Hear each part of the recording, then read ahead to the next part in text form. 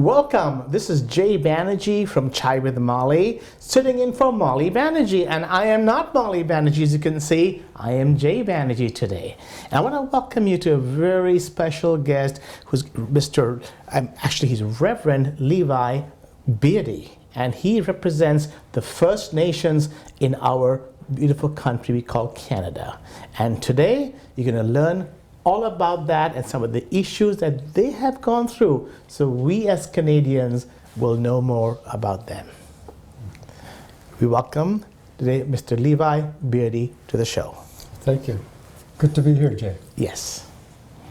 So, tell us who you are. I mean, you have different roles, different hats.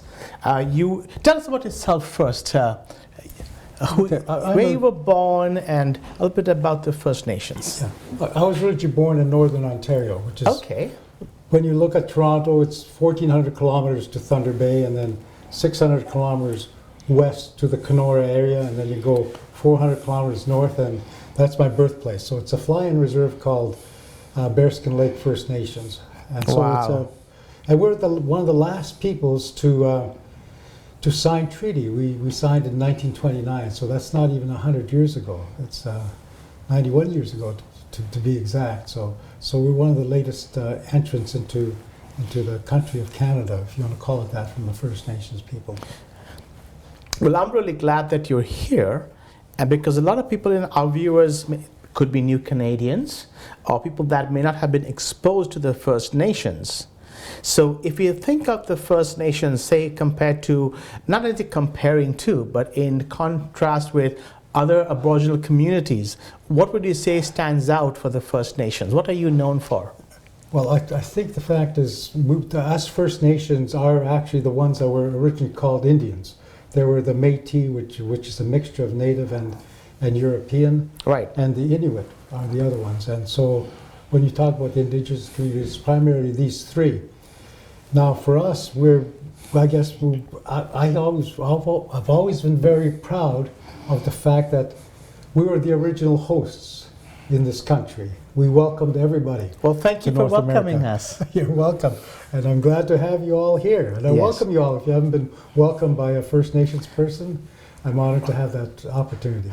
Thank you for doing that. See, today you've been welcomed by a First Nations person who is officially welcoming each one of you watching to our great land we call Canada. Thank you.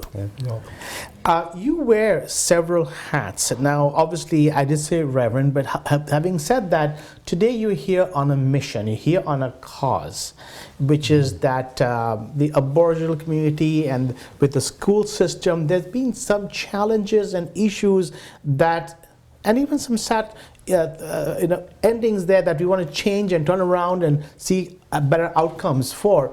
Tell me a little bit about what brings you here today. There was noticed a problem by the organization that I'm with, Rising Above Abuse Counseling Agency. And some of the First Nations leaders at that time noticed that Native people were experiencing traumas that were unhealthy and having unhealthy, dysfunctional lifestyles. And so they chose to say, let's get conferences going together and find out exactly what's happening and what we can do to overcome these traumas that our people are experiencing. And the major trauma was the residential schools. Young people were being taken at very young ages. Somebody said they were taken at 3 years old. But the average was about 5 or 6 years old, where they were taken by the government, taken to a school, a boarding school, where they were under the care of educators, many of them from the churches, and were abused harshly, mostly because there was a cultural gap, a language gap, and problems in trying to educate the young people. And so many of them were taken away for years.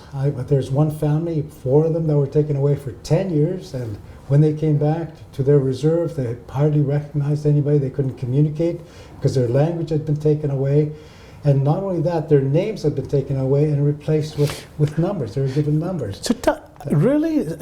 So their names were taken away That's correct. and they were actually replaced with a number? That's correct, yes. I'm Yes. really sorry to hear that, your community and your people went through that. So obviously define abuse. Let's just let people know. When you say abuse, can you define for us and our viewers today what abuse means in this context? In this context, it is primarily the separation of children from their parents, their caregivers. Yes. And the family is destroyed completely. But then there's also physical abuse and sexual abuse that was very dominant within these schools. The physical abuse, I could say, is one lady, three ladies in the last month told me about the fact that because they were left-handed, they're forced to use their right hand, and if they didn't use their right hand, their hands were whipped, really, with yardsticks and so on, or in some cases broken, to break them of that habit of using left hand, because they felt that was ungodly. So the issue is the abuse that has happened, that is having effects with your community, the First Nations people. Mm-hmm. So you're here not just to talk about obviously let people know, but you're here on a mission that you would like to educate both the Canadians and our new Canadians, and also this is a special message for those from the Aboriginal community, the First Nations community who are watching, because you are here today to educate them as well, not just here today, but you have an event coming up that you want to reach out to them about. Tell our audience, who've been our loyal audience, and those of us from here, from your community, more about that, please. Well, within the residential schools, there was a pattern that emerged. Young people would be brought in, and then there would be that turmoil, the trauma, and that would be put upon them. There would be anger, bitterness that would start to set in with the young people, and there would be violence even amongst themselves because they couldn't fight against the authorities, so they would fight each other. And then when they graduated, then they went on to continue that lifestyle. But what happens then is the next generation sees this pattern of behavior from their parents, and they think that's okay, that's a part of themselves. And then the grandchildren see the same thing and say, well, I'm like this because my father was like this and my grandfather was like this, and all of a sudden they fall into that trap of not realizing that they have better, that they're better than that. And so our job is to educate them and equip them and empower them to change things around. One of the biggest things that happened is education ended up getting a black mark within First Nations circles and in Aboriginal circles, because if educated people could be that violent and evil towards other human beings, why get educated? If you become a very educated person, you're just an educated abuser. And same thing in the church. They would say, well, it was in the church that this happened. Why should I go to church? Then all of a sudden, the stigma of violence and trauma is associated with the church. And same thing with the government. So then all of a sudden, our people are at a loss of what to do. What can I do to better myself? And many of them end up turning to alcohol or violent behavior. And so we want to equip and educate people that yes, there is a way out. There's a way to stand. And the speakers that we'll have at this coming conference are people that have gone through that and survived it and have formed good, wholesome lives. So we can actually put up the dates but tell them as well on our screen if you're able to. Tell them the dates of this conference for those that may want to attend. It's March 27th and 28th. It's a Friday and Saturday, and it's happening in 16 Spadina Road, which is just one block north of Bloor Street West, and it's at the Native Canadian Cultural Center, NCCT. I have actually been there many years back at an event. I was to invite them for something, so I do know that area. So at this conference, when you talk about now, we're clear on abuse that happened and how it happened and the effects of it. Tell us now about the tools. So I really respect that here is an organization in our community, ready and willing, and most of them probably volunteers, to make a difference by equipping. Would you equip these people who are coming? Well, we would have seminars and workshops on how to overcome these issues, and we have resource bases, books and so on, cassette tapes, videos that could be used to I've heard cassette tapes, so it's okay. Yes. Yes, and so it's there, and also a counseling program that they could enter. We have connections with many counselors across the country. So you have counseling, audiovisual availability to give. In other words, you're going to be able to provide them with all kinds of resources. Is that right? Yes, yeah. The major focus of our survival and recuperation or healing is through biblical counseling. Okay. Biblical counseling. That's been what we found as being very effective. Good for you. And just here in the city of Toronto, there are at least 5 men and 1 woman that were in the streets, living under the bridges, drinking everything they could and eating out of garbage cans. But somehow God came into their lives and transformed them. And all of them have families now. And the next generation is healthy and strong and going into the future. And all of these are people that survived the traumas of residential schools. And 3 of them are pastors. So it's exciting that what God can do. What I would say to that is thank you for doing that. Not to interrupt you, but I want to just interject that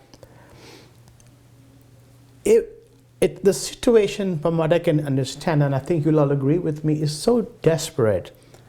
At this point, it's whatever and whoever will come through. And if God is the answer, may it be so. Yes, exactly. No matter where we come from. No one can understand what Reverend Beardy, Reverend Beardy, and his community has gone through. So good for you that you're able to do that. Well, thank you. Welcome. Because I can see here. One of the other aspects of our work is not just the healing of the Aboriginal peoples, but also within that is the healing of the nation. Because if we can get healed, then we go forth and looking around us and say, well, there's other nations that have come here from other countries who have left trauma over there. And they brought that trauma with them. How can we help them now rise up to the people that they need to be? Well, you know what? Today, you have really helped us to educate us and the viewers about your community and the problems that you face. Because everybody knows there's been a problem. I'm not sure everybody that's watching out there, and this would have been myself too before I met you and others like you, but you have really educated me since we come to know and to understand that what that problem is, and you can actually be a part of the solution by understanding. So when you speak to people and you talk to others, you can speak from a position of understanding to say, I understand from what I saw, this is what happened to these wonderful people that welcomed us to this land. Once we understand that, any fears, concerns, or even ambiguity will be gone. And I remember something. You have a band. They said mention about a band that goes out and give this beautiful message. Tell our viewers about that. If somebody's interested, they can call us and be happy to make sure they connect with you. Yeah, the Rising Above band is composed of some of the people that work with Rising Above itself, that are counselors and pastors and so on. And so they've been doing it for 25 years, since 1992. How many people play in this band? About five. About 5, so, okay. Yeah, so they go to various reserves, and they'll go and play the music in the community, have some counselors with them that will do the counseling. Plus, they've been asked to go into the schools and to the school auditoriums, play some music, and also have some sessions on even suicide prevention. That's been one of the biggest suicide things. That is also, I'm sure, one of the after effects of what we talked about here. I know that.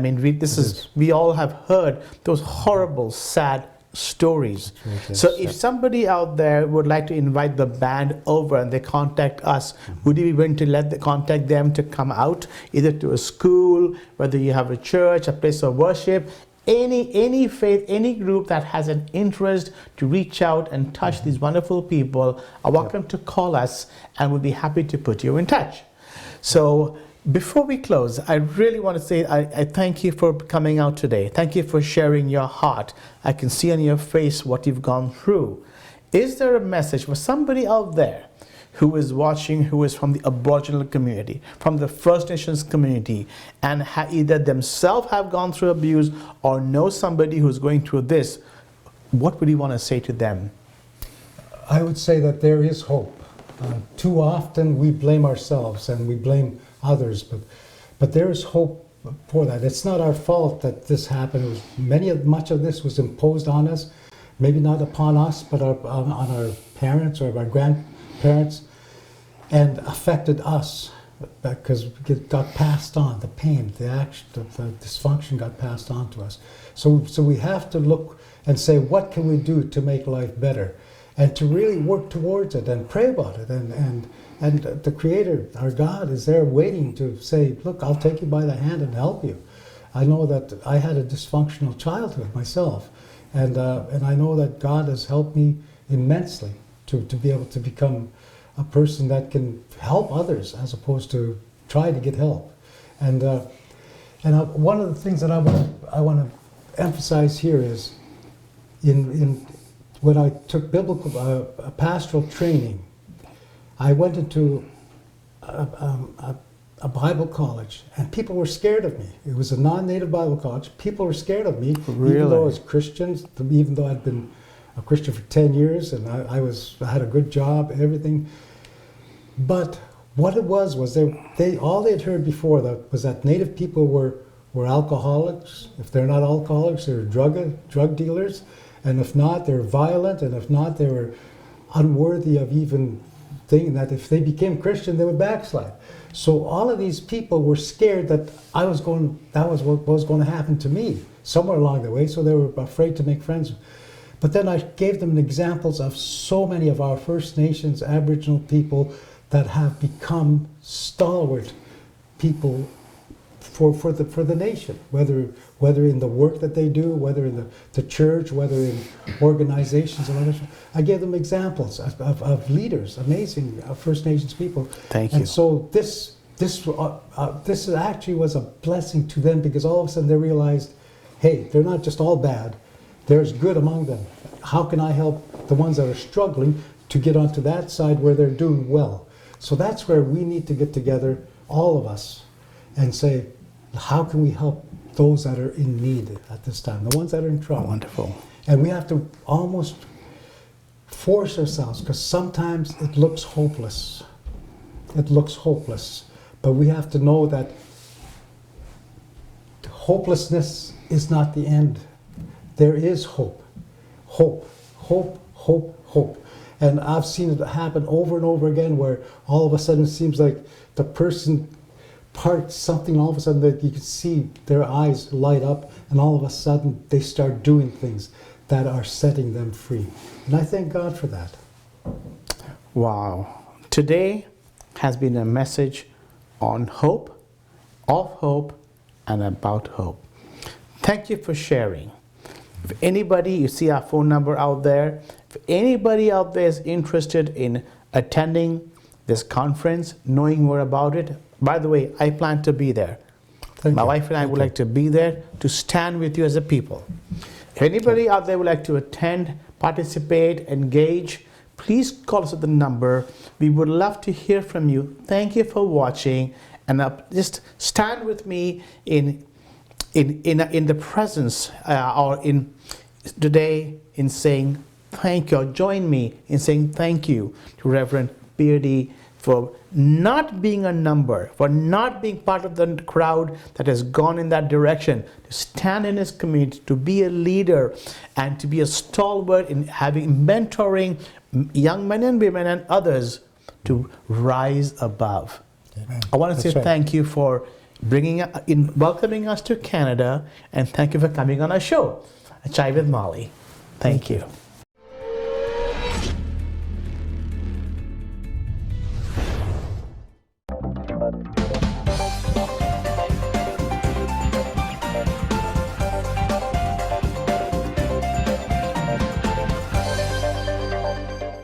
a potential new homeowner, we're here to remind you of the importance of doing your homework to help make the most of your real estate investment.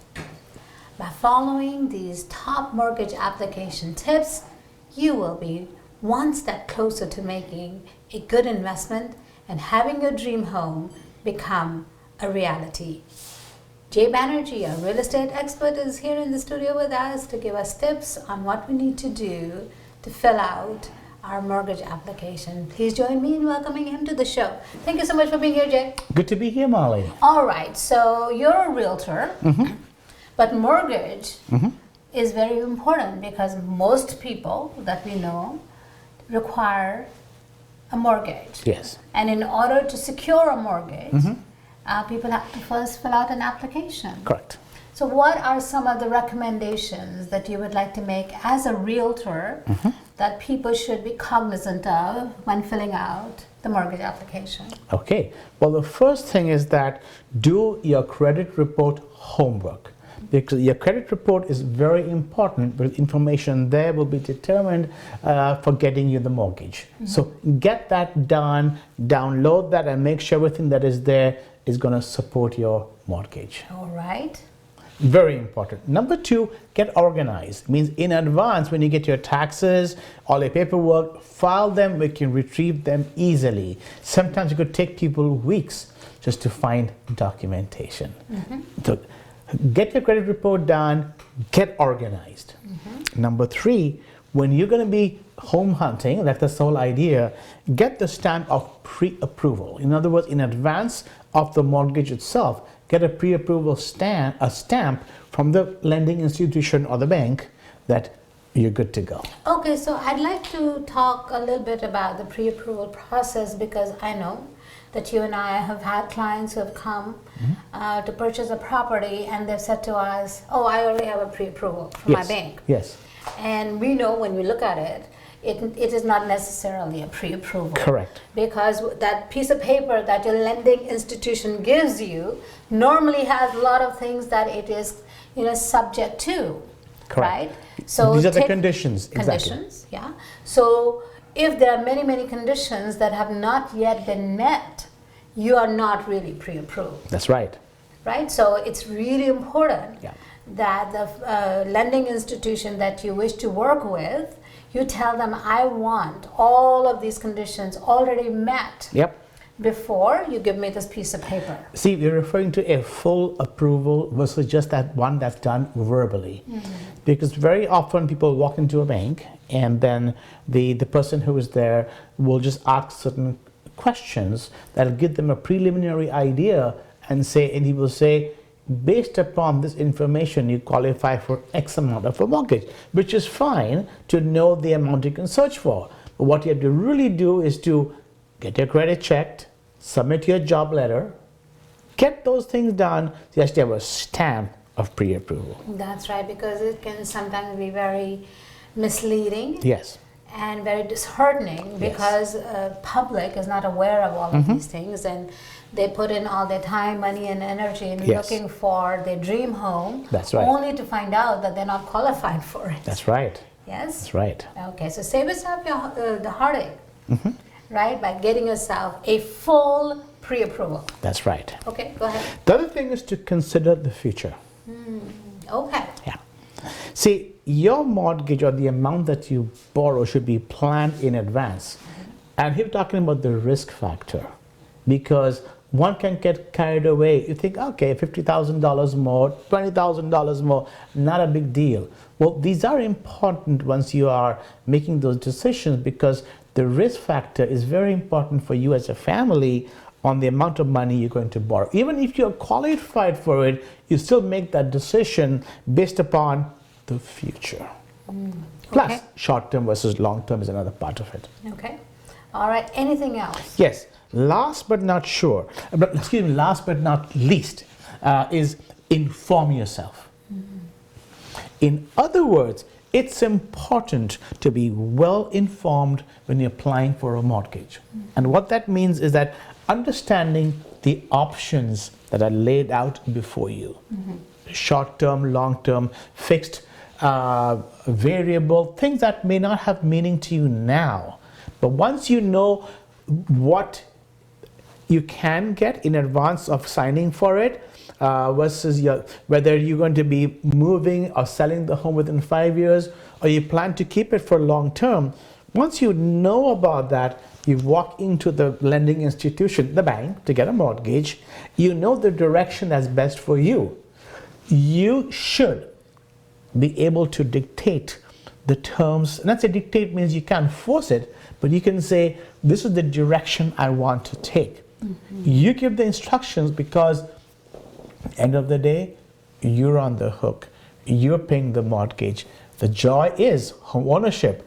End of the day, it's your responsibility to make sure it's what you wanted, isn't it? All right, so there you go. There's lots and lots of information that is also necessary for you to know about. So if you'd like to get more details on those, where can people reach you? Well, they can check my website, and if you do, send me an email. I will send you this full report right away, which is www.jaybanerjee.com, which is JAYBANERJEI.com. And the other way is to be able to just pick up the phone and call me, 647-273-1119. And by the way, that information is right below on the very next screen as you're watching the show. All right, so don't go into this largest purchase you will ever make without having an expert in your corner. Jay Banerjee is your real estate portfolio manager. He will help you.